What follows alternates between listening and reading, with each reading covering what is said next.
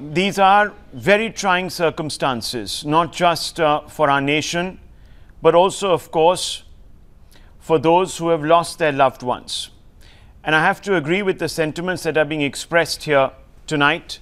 On Times Now, we have seen an unprecedented, in fact, not since 26/11, have I seen visuals of citizens in every capital, in every village, banding together in a show of solidarity.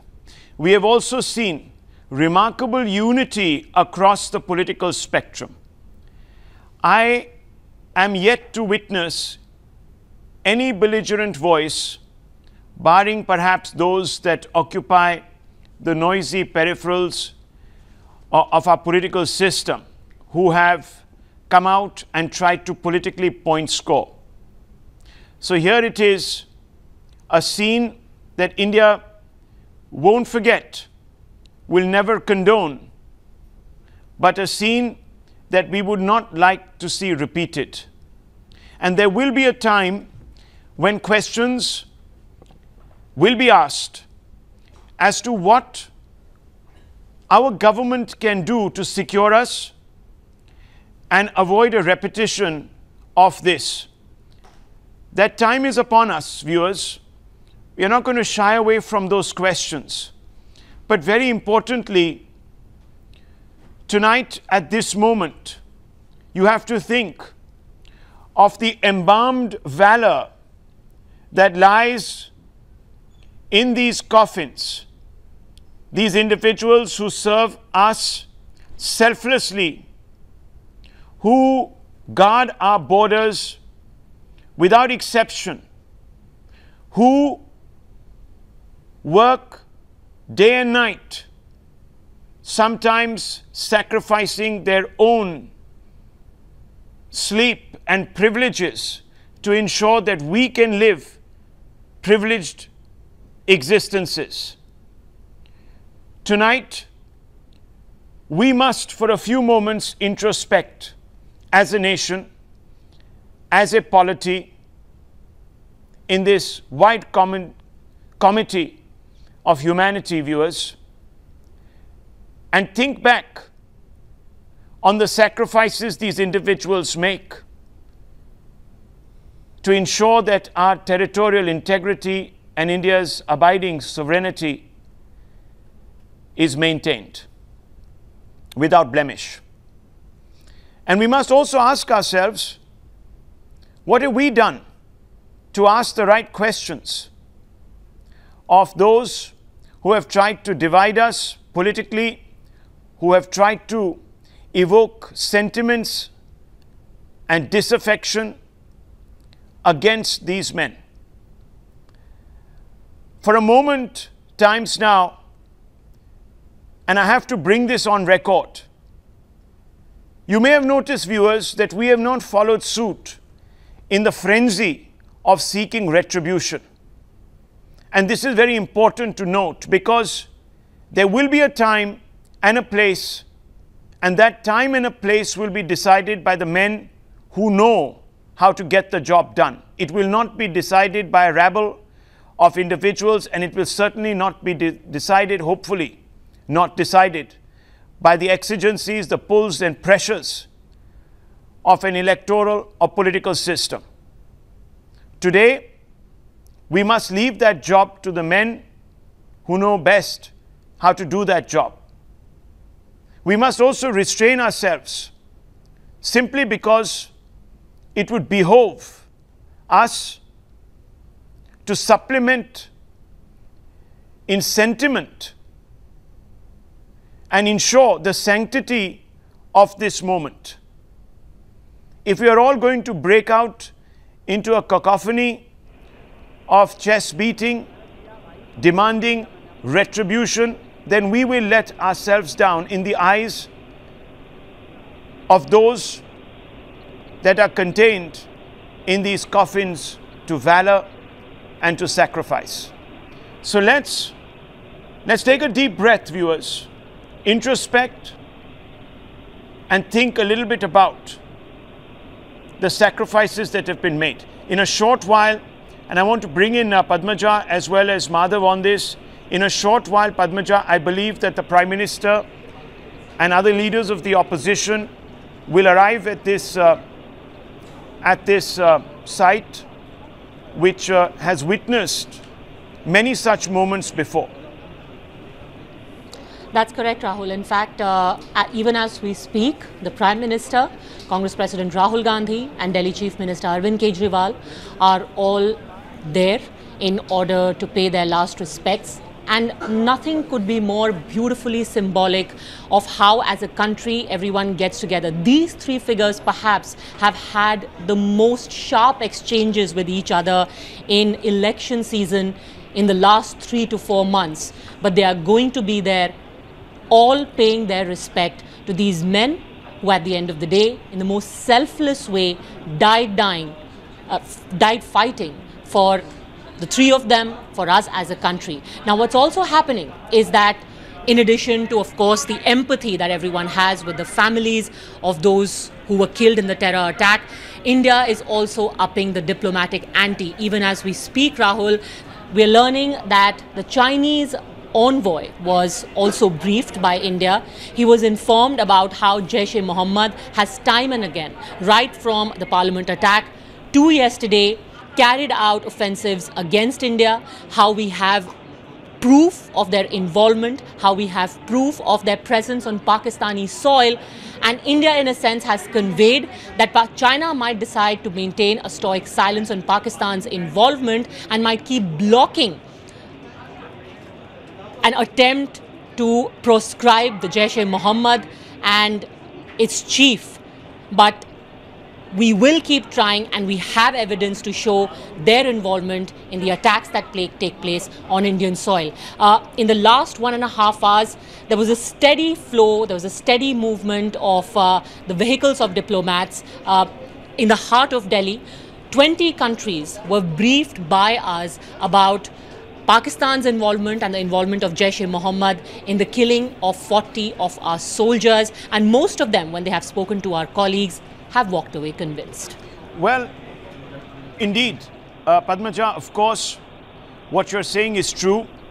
There will be people, those who think that they can keep India down, that they can prosper by dividing India, that will be seeing this as a golden opportunity to drive the wedge deeper.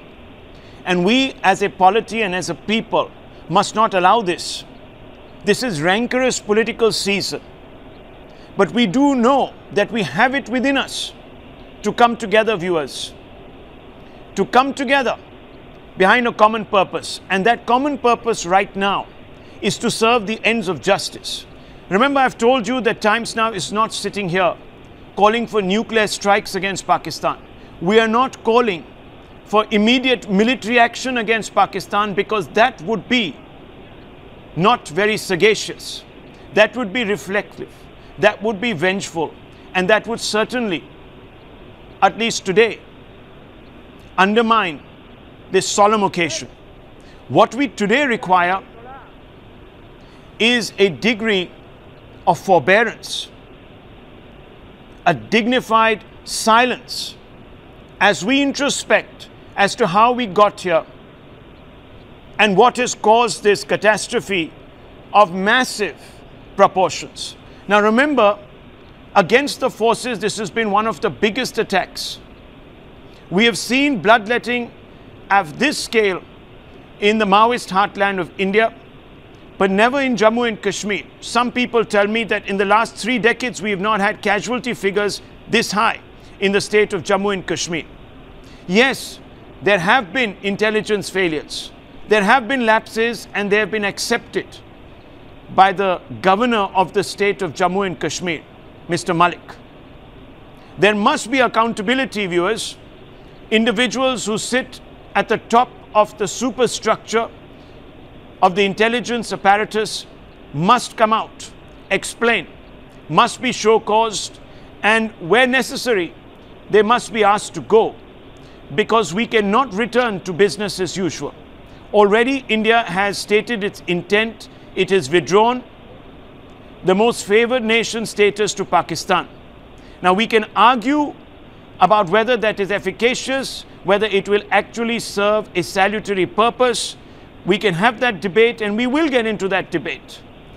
But the fact is that there is intent and there is common purpose, agency, and that agency was underscored today in a very bipartisan spirit by Rahul Gandhi, when he came out and said that tonight we will stand together. I will stand by my Prime Minister as we pay homage to those who have sacrificed their everything for the cause of our sovereignty.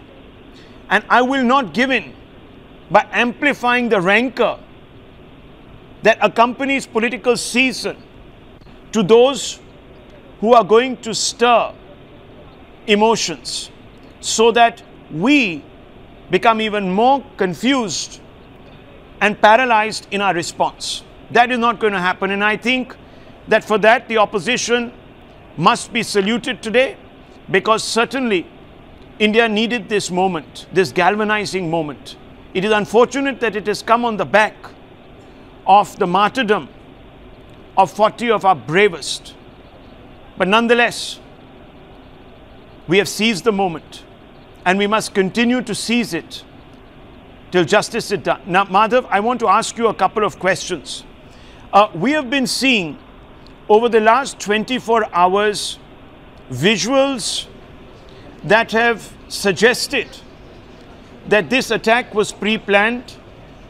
Can you give us some details about how this attack was put together and who were the masterminds? Well, Rahul, I think it's quite clear now and quite evident, isn't it, that this kind of the fact itself, that the magnitude of this attack has been something that has not been seen anywhere close to the scale in the past several years in the Kashmir Valley. The fact that this was Jaish-e-Mohammad that was itself trying to carry out a retributive strike for the killing of two of the nephews of Maulana Masood Azhar, and that is a very well documented fact. And that's why we've seen the Jaish-e-Mohammad rear its ugly head once again with this kind of a massive scale of attack. Yes, they have tried to use the loopholes in our security apparatus. They have tried to exploit them to carry out this kind of a massive strike. And as you rightly put it, those responsible must certainly introspect. Those responsible must certainly be held accountable. They must come out and explain as to how this kind of a strike was allowed to happen.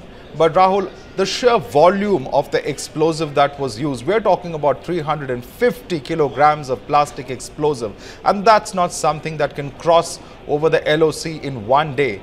It's been a very meticulously planned operation that has been carried out over months, if not years, and very slowly but surely trying to influence young minds to carry out this kind of a dastardly strike just goes to show the levels to which groups in Pakistan are desperate. Well, any moment now we are going to see the Prime Minister and other leaders of the opposition stride into this arena which is been quickly reorganized to pay homage to our bravest of braves.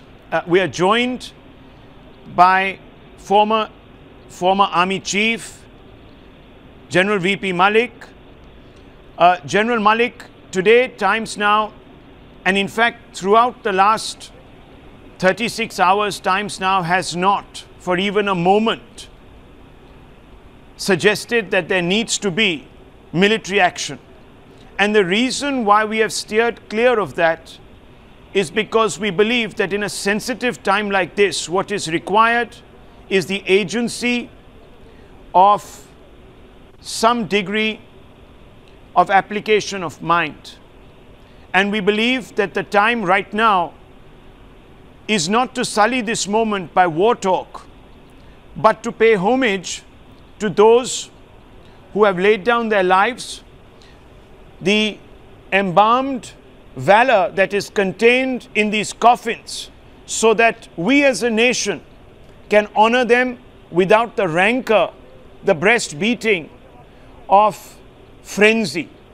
And I want to ask you this, General VP Malik, do you believe today we should be sullying this occasion by thinking of punitive action, thinking of playing to the galleries, suggesting total annihilation? Or should we tonight ask ourselves some fundamental questions as to how we got here, to the point where we forgot our responsibility to our own boys, to our own men?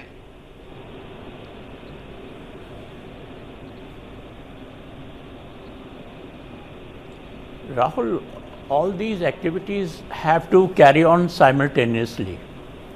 There is no doubt that we have to pay homage to people who were martyred yesterday and give them full respect, also look after their families. All that has to be done, and that is important for any nation which goes through such a tragic incident. Now, yes, there is also need to investigate. In fact, I would say that the first important aspect is to carry out investigation, how and why this incident occurred, where were the lapses, if any, whether it was a question of collection of so much of explosive material, putting it into a vehicle, getting it ready, or the radicalization of the Fedayeen who carried out this particular attack. Also, if there are any lapses in our road opening party, why did they occur, if there were any? So all those aspects are required. Then there is also a requirement for us to look at the entire internal dimension of this whole incident, of how counter-terror as well as counter-radicalization measures have to be taken and done more effectively than we have been able to do so far. And there again, there are certain activities which will have to be looked into seriously. And then lastly comes the external dimension as to what we intend doing across the border or across the line of control. Now that should not be done without detailed thinking, without working on a proper strategy in which it is not only the political aspect or not only the military aspect, but we also have to think in terms of the economic aspects and, more important, the diplomatic aspect. And for that, we have to carry out an action or carry out a strategy which is cool, which looks into account, takes into account the measures that we can expect from the other side, and then thereafter, so one or two more steps that will have to be thought of if at all we take any military action. Some people have called it. I must say, some people have said that we must today contemplate the value of cold fury rather than combustible action. That is what some people have said, and I think that I tend to agree with you, General Malik, because yes, what is required is cool thinking. We can get swept up by the emotion and make grievous mistakes which will compound the original problem and make a massive mess on our own doorstep. Kamal Sibal, former Foreign Secretary, is also here with us.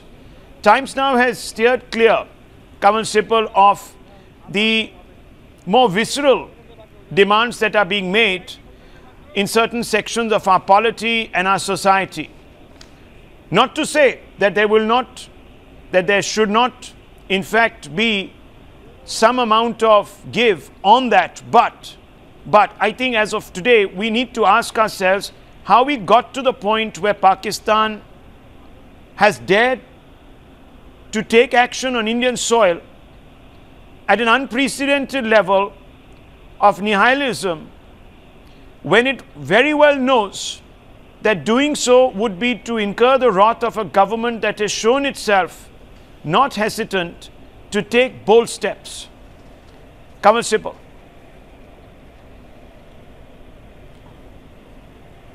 Well, you know, Pakistan knows how to handle these problems through experience. They have been responsible for killing of so many American soldiers in Afghanistan. They have protected the Haqqani group.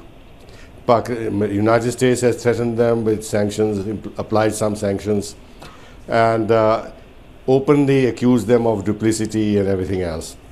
Yet Pakistan has not over the years changed its thinking and approach. They even took the risk of stopping the flow of NATO traffic through Pakistan to Afghanistan.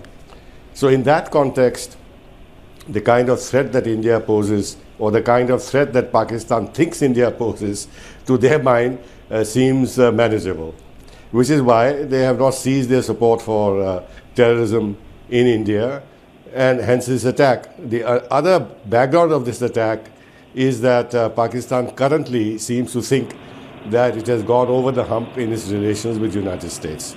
That United States is now looking positively at Pakistan in terms of a facilitator for US eventual withdrawal from Afghanistan through a dialogue with the Taliban. They have also continued to receive support from China. Right. And now the Saudi Crown Prince is visiting there.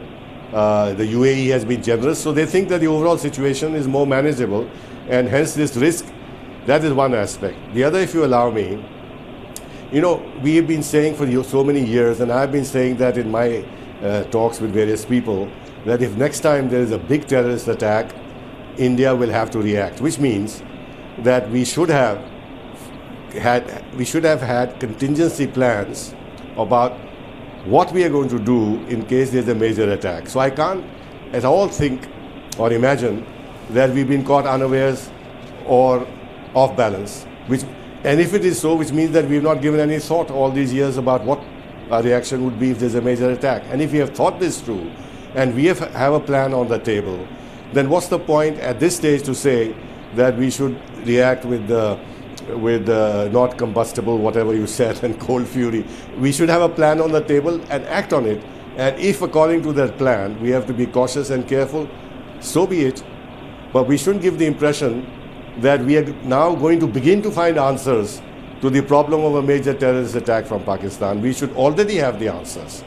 Okay. Pawan Verma, former diplomat, also joins the broadcast. Pawan Verma, I want to ask you a basic question. What astounds me is the fact that, and I posed that question to Mr. Kanwal Sibal, I don't know if you heard me, but I asked him, why has Pakistan upped the ante to the extent that we have seen the bloodiest terror attack in Kashmir against our forces in almost 3 decades?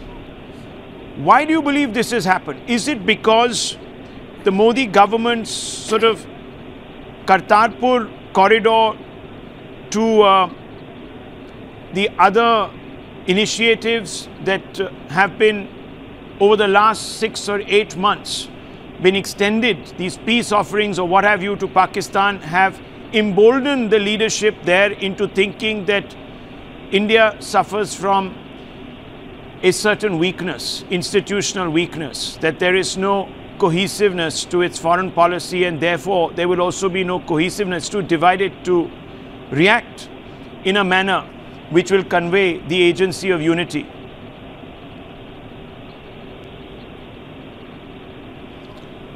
You know, Rahul, there is a verity that Chanakya stated. He said that if you give milk to a snake, it only produces more venom, not nectar. So as far as Pakistan is concerned, we must proceed as in fact it is a terrorist state. And our handling of Pakistan must be based and premised entirely and solely on this fact. And in that light, I think there are 3 or 4 pronged measures that we now need to take, but I wish we would do it in future already prepared for such eventualities rather than react to it as we are doing now. The nation is one. We are united to the last man in dealing with this threat to our sovereignty and national integrity. But I would suggest that there are 3 or 4 measures that we have to think of now. The first is that we have to make Pakistan accountable for such terrorist acts. And that has to be done in a calibrated, in a planned and effective way with the element of surprise, but that we leave to the state authorities and our brave armed forces to do. Secondly, we have to run a vigorous and sustained campaign to isolate Pakistan internationally, not sporadically, but a sustained campaign, and in particular, I think with the United States, whose pressure can bring to bear on Pakistan in a manner that hurts Pakistan. Thirdly, I think that very serious thought needs to be given to upgrade Rahul, the operational capabilities of our armed forces, and that includes even perimeter security, surveillance, and of course our intel operations, the intelligence gathering operations, so that our own capabilities are upgraded substantially and the army gets the money that it needs for these purposes without reservation. And lastly, we have to do an analysis, and that is not one of acrimony, but must be done in the right quarters of what, if at all, went wrong in Pulwama. So only with this aim in mind, that if possible, such an incident is not repeated again. So I think there are several measures that need to be taken now, because we are dealing with a terrorist state.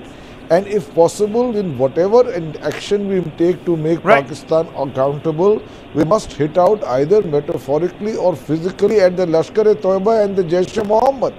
See, Pakistan must hurt when such an attack is made with its direct sponsorship. Otherwise, we have a situation where they get away with tactical appeasement, as with Kartarpur, and explosive aggression. And we are left finding a response which we must not do in future. We must have a proactive plan ready to take into account the fact that Pakistan has this strategy against us.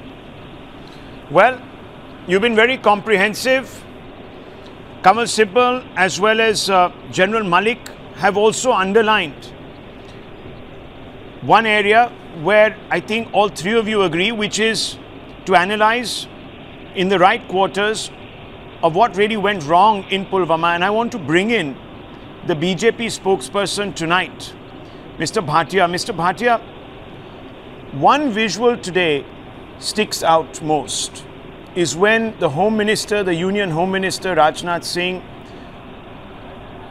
had for a few moments decided to turn into a pallbearer. And I felt that he was creaking really under the burden of guilt today, because we know there has been an intel failure. And we also know that it comes at a time when Pakistan has been increasingly bellicose, flexing its muscles continually. Will there be accountability, sir, for this failure, and at what level? Rahul, first of all, it's a very emotional moment for the entire country, for every citizen. We would like to pay homage to the brave hearts of our country. And their mortal remains draped in tricolour evokes a very strong emotion in everybody, including the Prime Minister, the ministers, Mr. Rajnath Singh, even, a citizen of the country. Today, in the morning, there was a meeting of the Cabinet Committee for Security, which took place under the leadership of Narendra Modi ji. There are very few, there are very important decisions that have been taken, and I would like to highlight those. First is that Narendra Modi ji has made it very clear that army has been given a free hand, because they are the ones who are expert in the area, and they need to decide the timing, the place, as well as the magnitude of the retaliation. Second is the most favored nation status that was provided to Pakistan has also been revoked. Third, Narendra Modi ji has also made it very clear that Pakistan will be taught a lesson for all the misdemeanors that have taken place. And I think, at this juncture, to also say that, whether there was an intelligence failure, what was the reason, would not be appropriate, because I think a detailed report, an examination would be done. And this is a government which is very sensitive. The priority right now is that Pakistan wanted to weaken us, but yes, we are in pain, but the entire country has been united, irrespective of our political ideologies, race, religion, region. The opposition has today stayed very firmly behind a red line, a moral Lakshman Rekha that it is drawn for itself, and one must congratulate the opposition also to exhibit this spirit of bipartisanship. I just want to bring in Padmaja Joshi. Some developments now at the Palam technical area. We're seeing a host of personalities and other dignitaries who have made their way there. Padmaja, what's the latest? What are you learning from the ground there? Rahul, the Congress President Rahul Gandhi, the Army Chief and the Air Chief, all three of them have already paid their last respects to the 40 CRPF soldiers whose mortal remains are at the Palam technical area. We're also learning of the meeting that took place in the evening. More details are coming out of that, where India spoke to diplomats from 25 countries, and in fact they have said that a very strong démarche was made to the Pakistani High Commissioner by the Foreign Secretary earlier today. What was said? The heads of mission were left in no doubt about the role played by Jaish-e-Mohammad, which India very categorically said is based and supported by Pakistan, and it is in Pakistan that the entire terror attack was planned. The Foreign Secretary did not pull any punches and said, our demand is that Pakistan ceases forthwith all support and finance to terror groups operating from areas under their control, and that terrorism is an instrument of state policy. 25 countries today were told that Pakistan as a neighbor has again and again provoked us. We have shown restraint, but we cannot continue in the same vein further. Even as we speak, more leaders are now coming in. That's Rahul Gandhi and the Delhi Chief Minister Arvind Kejriwal and the Prime Minister also expected shortly. Okay, let me bring in Mr. Vivek Kajju and Maruf Raza also. Mr. Kajju, the question that everyone is asking is what should be done. Now, Mr. Pavan Verma has sort of broken it down. General VP Malik, Kamal Sibal have all broken it down for us. What in your estimation is the priority?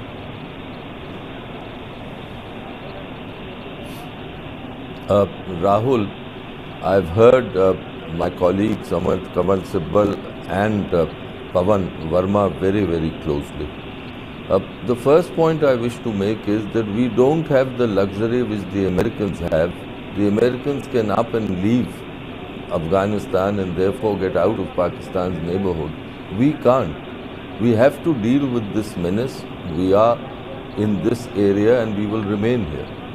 And hence, to my mind, the very first determination that we have to make as a nation, our political and strategic classes have to make, is about the nature of the threat that Pakistani terrorism poses. I'm afraid that since the mid-90s, we have treated this threat as a question of diplomatic and political management, not as a strategic threat.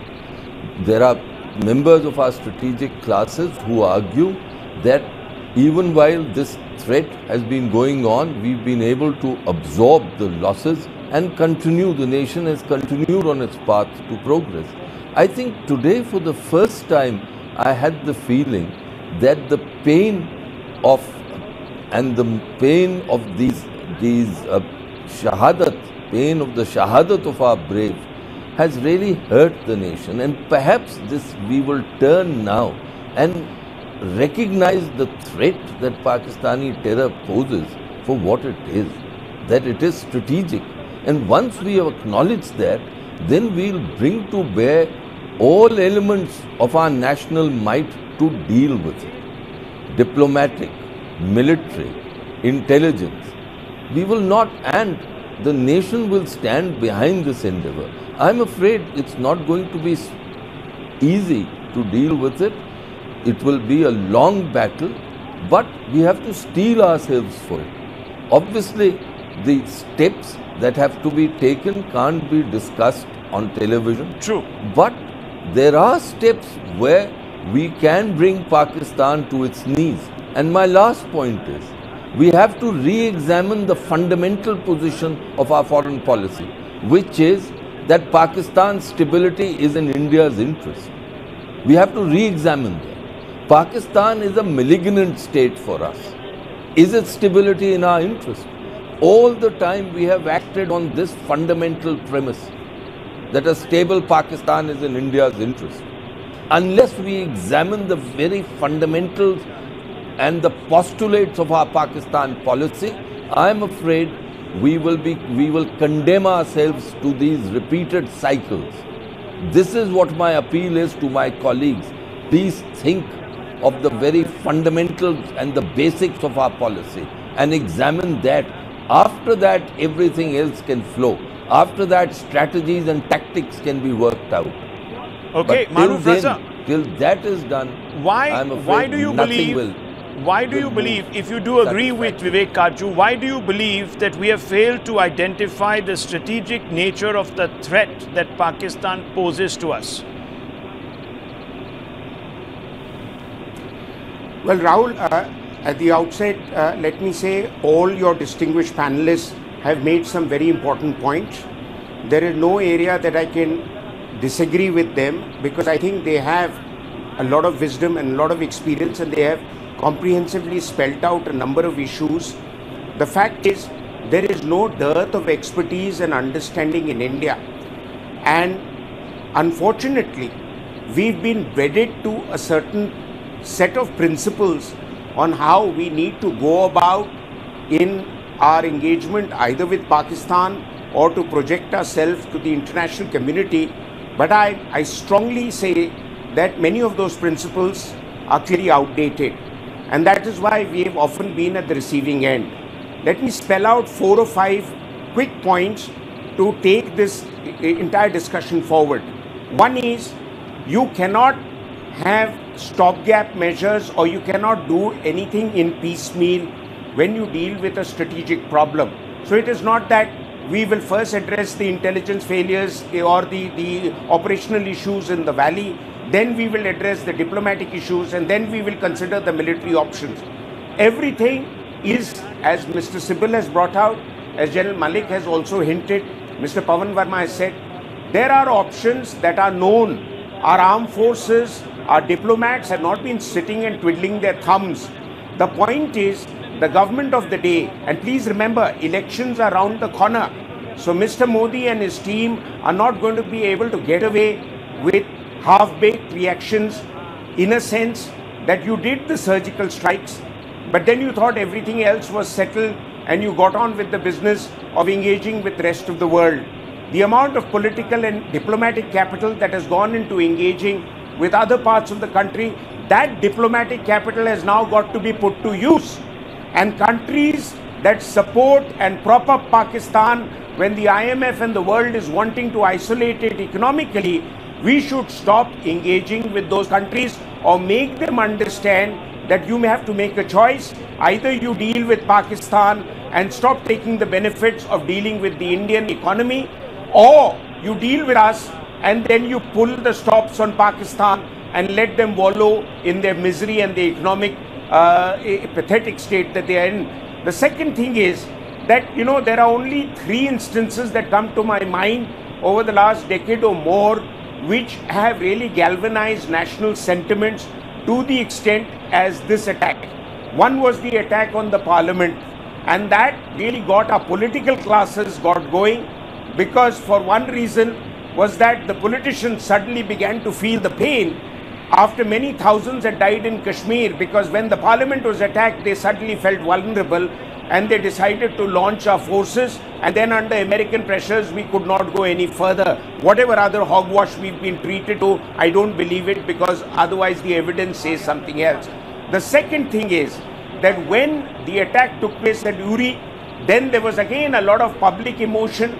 We responded, and I continue to maintain it was the finest offensive operation by special forces in memory since World War II, which was carried out with exemplary proficiency, establishing a fact that we can use military force and we want to extend the battle if we want to beyond the LOC, then we can. It is not just fighting on the ground, it is to expose Pakistan's weaknesses and soft spots.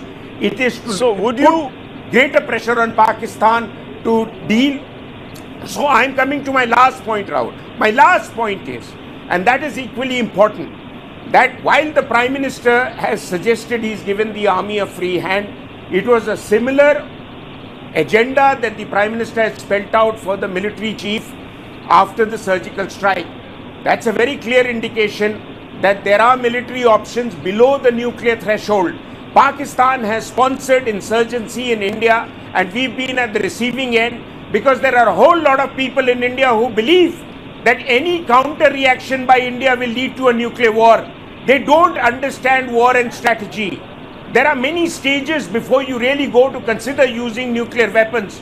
And Pakistan can be penalized and punished without a full-scale war, but with certain amount of calibrated military action. And I believe General Malik will agree with me. Kargil was a case in point where he led the army to success. Okay. And we can exercise those options. Let me and ask it's you. about time we call their bluff. Okay, let me ask him, as we are getting visuals of what appears to be the Delhi Chief Minister, Arvind Kejriwal, now at the technical area paying his homage, and we are also seeing now the Union Home Minister, Mr. Rajnath Singh, and the Defence Minister, Nirmala Sitharaman, at the technical area of the Palam Airport. Remember, there's a wreath-laying ceremony here, and after that the coffins will be moved, I presume by air, to the families of those who are grieving tonight for final funerary rites. Now, I want to ask you, General Malik, have we also, and when I mean the we, I mean the NDA, has the NDA fallen into this trap that Vivek Kajju sort of elucidated upon, which is that Pak stability is in our interest, and therefore it has also, in the words of Pavan Verma, undertaken tactical appeasement before realizing that it made a mistake and then reacted with explosive reaction?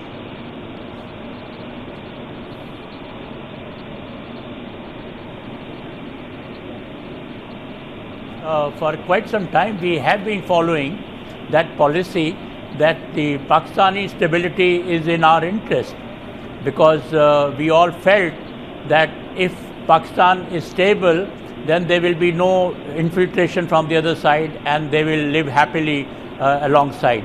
But that obviously has been proved wrong. Now, Rahul, I want to say one thing. Let us stop focusing on Jaish-e-Mohammad or on JEM, all these outfits. Let's not forget that these outfits are working under the ISI, and ISI works under the Pakistan Army.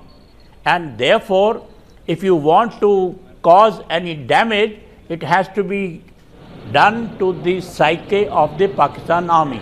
And that is why, because these surgical strike that we took, it did hurt the Pakistani Army. So whatever action now you want to undertake, it must hurt. That has to be our center of gravity. That has to be our objective when we do any further action as far as the military prospect is concerned. And for that, I don't advise that we just jump into the fray. Of course, we will have some plans, but there is a need for us to modify some of those plans to this particular situation and then go for something which hurts the Pakistan Army, particularly in the eyes of their own people. Okay, well, Mr. Bhatia, obviously I can't put that question to you because these are matters that will be decided by a very small group of our leadership, including, of course, the armed forces leadership. So that question becomes infructuous. But I do want to ask you, many people today are saying that the one way of rectifying the situation is to revisit your earlier hard diplomacy postulation, which is that we will not have any talks with Pakistan. Many people are saying that Imran Khan, being the face really of the deep state, holds out the best promise for a dialogue with deliverables. What do you say about this? See, Rahul, I was hearing the eminent panelists here, and I would like to say that they have tried to attack the sovereignty of our country. There wouldn't be any half-baked reaction, and neither there would be any knee-jerk reaction. Yes. The experts are looking into it. And we all should be assured that there are competent people within the government holding ministerial positions, bureaucratic positions.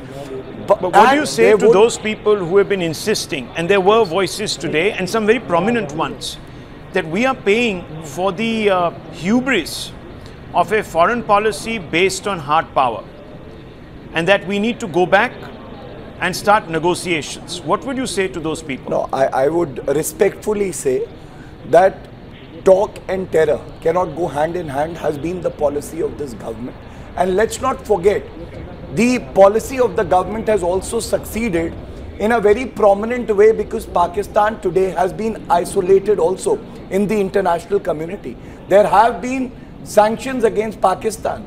Major powers like the US, Japan, BRICS all have always supported India in our fight against terrorism. And I think we need to have a firmer resolve to ensure that Pakistan is isolated. Okay. There has been a demand from India. You're ruling out a re-engagement of Pakistan? See, I am not the right person to be answering that question. Okay. I would only say at this juncture, the policy of the government is very clear. Like, I'll give you another example.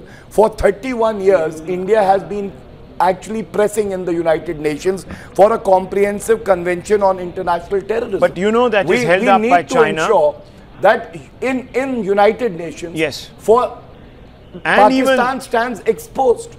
No, I understand their policy of promoting terrorism is exposed. But sir, there is still a lot of diplomatic work to go into evolving a consensus, because there are many countries who can't even agree on the definition of terrorism. Now, that aside, I want to bring in Mr. Pavan Verma. Mr. Pavan Verma, what is the way forward? Dialogue? Because many people are saying dialogue is the way forward. You have paid the price for exercising hard power, for yoking your foreign policy to the exigencies of electoral politics.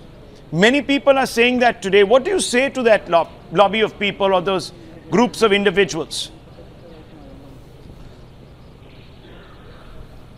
I say to those people, Rahul, that there is a time and a place and an occasion and a context for talks.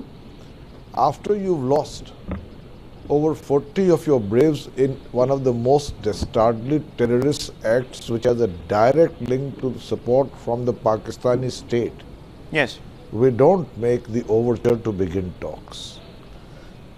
We are not against talks because that is part of the international diplomatic framework with neighbors. Yes. But certainly not at this time, and certainly not under the shadow of terror. And I think this needs to be made clear. Secondly, and among the many measures that were talked about today, if we assume or if we proceed on the premise that Pakistan is implacably hostile to India, and while civilian governments may come and go, the deep state consisting of the ISI and the army will continue to target India, then we must have to weaken that state. And I have to say here that we need to invest very heavily in upgrading our covert operations in Pakistan. Unless we are able to do that, both in terms of intelligence and in our larger tactic of weakening Pakistan's ability to hit at us, we will be at a disadvantage. Mr. Kanwal Sibal, do you believe that Pakistan is implacably disposed towards India and it is led by a revanchist, compromised Prime Minister who we cannot contemplate having normal relationship with? And do you believe that the High Commissioner of India to Pakistan, who is being called back today, is going to add an input which is going to take the direction of our relationship in a different direction?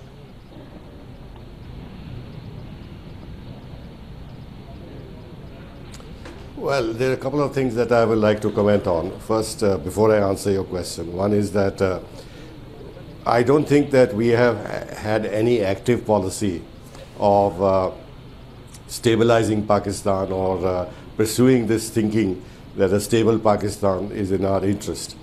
Yes, this can be said in diplomatic terms. What we have really not done is, through covert operations, disturb the internal situation in Pakistan so much in Balochistan, Sindh or elsewhere that the Pakistani state becomes unmanageable. To that extent, perhaps yes, that we've not actively pursued the policy of destabilizing Pakistan, but we've done nothing insofar as the opposite is concerned, of pursuing an active policy of stabilizing Pakistan, because it is not in our hands. If Pakistan has become more and more Islamist in character, radicalized in its thinking, yes, society's complexion has changed, it has nothing to do with us. There's an internal dynamics there, and if they are nurturing terrorist groups who are attacking Shias or Ahmadiyas and others, it has nothing to do with us. It's the nature of the Pakistani state. So, therefore, we should be clear on this point. Secondly, we have some options on the table which I would like to spell out. You know, but before that, let me add another thing. Now, there is a point that has been made, and I'm very surprised that you are saying that a lot of people are advocating that we have pursued a hard policy towards Pakistan, and therefore we should change our approach, and we are paying the price of that policy. To my mind, this is absurd. This is really, really absurd, because we've had years of dialogue with Pakistan. We've had a composite dialogue which began in 1996 and continued till the end of the UPA-2. Yes. And in that period, just recount the number of terrorist attacks that took place. True. So, therefore, and we even separated dialogue from terrorism, and still we had terrorist attacks. Therefore, this is all bogus, this kind of self-defeatist, almost anti-national thinking that we should now actually go and have a much softer approach to Pakistan. I don't know where this thinking comes from. Thirdly, what needs to be done is this. We have not found an adequate answer to Pakistan's policy of promoting terrorism against us. Now, what we really need to do are two things. One, that we should declare Pakistan a terrorist state. It will not be a declaration of the kind that the United States makes, but it will actually mean, therefore, that there will be no further dialogue with Pakistan. Right. We will break diplomatic relations with Pakistan, and also say that all companies which are operating economically in Pakistan will not be allowed to operate in India. But even if we don't want to do that, I have another option that in my mind, which is that we immediately suspend the Indus Waters Treaty and link it specifically to the conduct of Pakistan with regard to terrorism against India. Now, Pakistan will have no answer to this. And if anybody gives an argument that it's a treaty and therefore cannot be repudiated, I'd like to remind those people that the United States walked out of the ABM treaty, they are walking out of the INF treaty, they walked out of the climate change pact, they repudiated the pact with Iran. So many treaties. Look at the Chinese. They totally dismissed and repudiated and ridiculed the judgment against them by the International Court of Justice. And they have signed the Law of the Sea Convention. Therefore, this is a step we must take, and there is nothing that Pakistan will be able to find an adequate answer to. Because what can they say? Because we will be on very firm ground to say, well, some people will say that suspending the Indus Water Treaty, the Indus River system being the lifeline of Pakistan would be an act of war, and that we could therefore trigger hostilities which could spell, mutually assured destruction, given the fact that both powers are nuclear powers. Mr. Sibal. Nothing of the kind, because we are first of all going to suspend it, and secondly, suspension doesn't mean that we're going to stop the flow of water. Right. We don't have the means to do that, and even if we had a policy of stopping the flow of water, it will take years to implement that. But the signal will be very clear. There are no further talks with regard to our projects, our plans on the rivers that have been allocated to us, and our rights under the Indus Waters Treaty to build run-of-the-river projects on the rivers allocated to Pakistan. The CCS met this morning. The Indian High Commissioner to Pakistan has been called for consultations. Maybe some of these options are on the table. We don't know. But what I can tell you now is that the Prime Minister has arrived at the Palam technical area. He will also be laying the wreath, and we also expect the President of India, who's the Commander-in-Chief of the Armed Forces, to also be here in some time. There is Prime Minister Narendra Modi. He is striding now up to the area where the wreaths have been kept, and then he is going to pay his homage to these 40 brave men who have sacrificed their everything in the service of our nation. Those are the pictures. Very solemn occasion, viewers.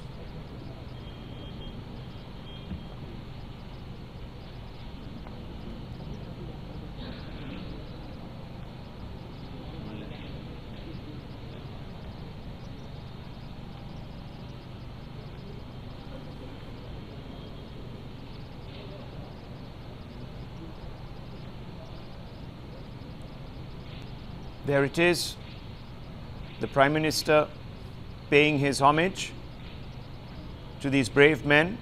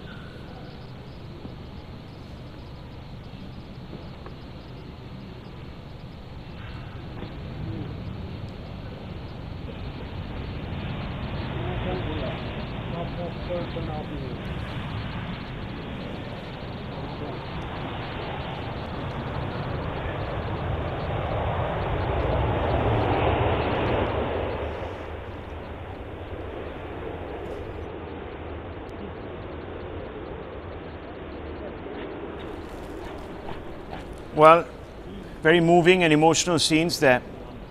The Prime Minister paying his last respects. He was preceded by several cabinet ministers.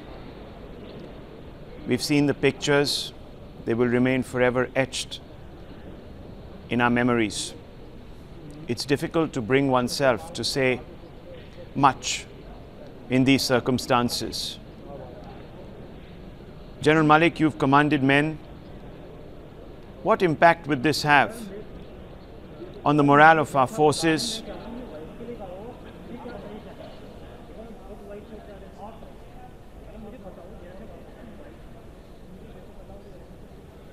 I think it's a sad scene. I have no doubt that everybody feels the pain when we go through these scenes. But then you also feel proud that the nation respects our sacrifices, and the nation is supportive of the armed forces or the Central Armed Police in this case. So it has both the sad effect, indeed, very sad effect, but there is also, as I said, support that is taken into account when we go through these incidents, these events. Maruf Raza, obviously within the forces there will be a very palpable desire to, well, correct the scales of justice. How do you think it's going to be addressed by the commanders?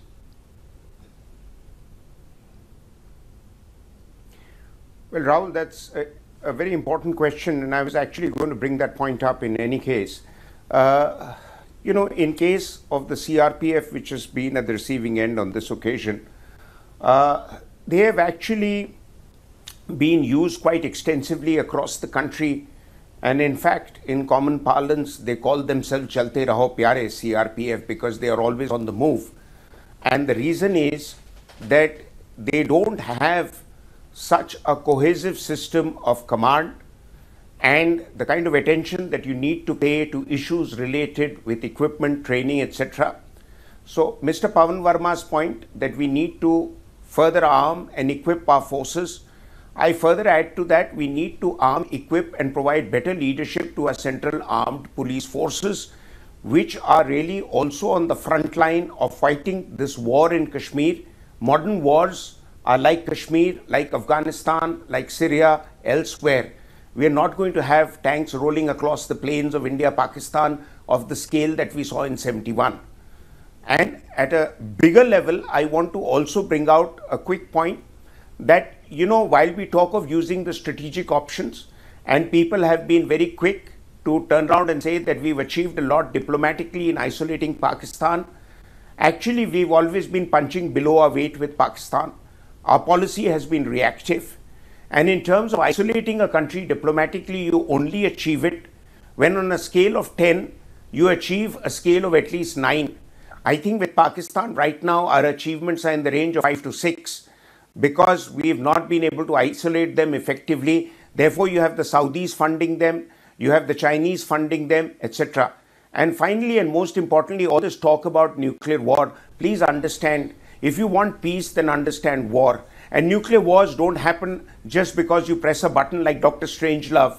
But the fact of the matter is that it takes a lot of military action and a lot of aggravation for any country to consider the nuclear option. 4 major war games have been enacted over the last 1 decade.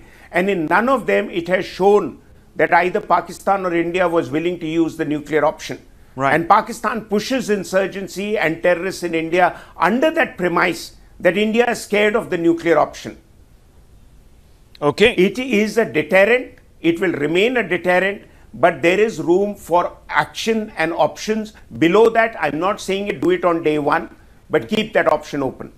Well, for now we can say that the Foreign Secretary has told us that Pakistan needs to take immediate and verifiable action, and that has been communicated to Pakistan against JEM, that is the Jaish-e-Mohammad, and that it must immediately stop any groups of individuals associated with terrorism from operating on its soil. That is a demand. We will have to see how far Pakistan goes to comply. That will also be weighed up by us when we articulate our response. We will, I suppose, give Pakistan a few days before we contemplate a reaction along military and diplomatic lines. We leave it at that. The news are coming up. We are leaving you with these poignant moments from the wreath-laying ceremony.